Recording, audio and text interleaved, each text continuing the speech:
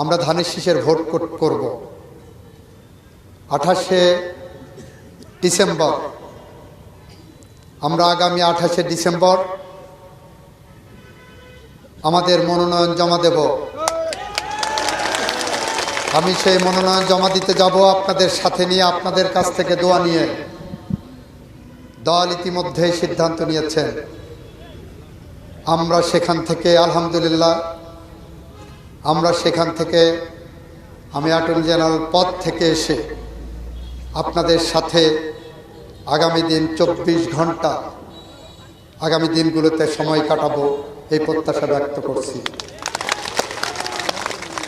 আজ যারা এখানে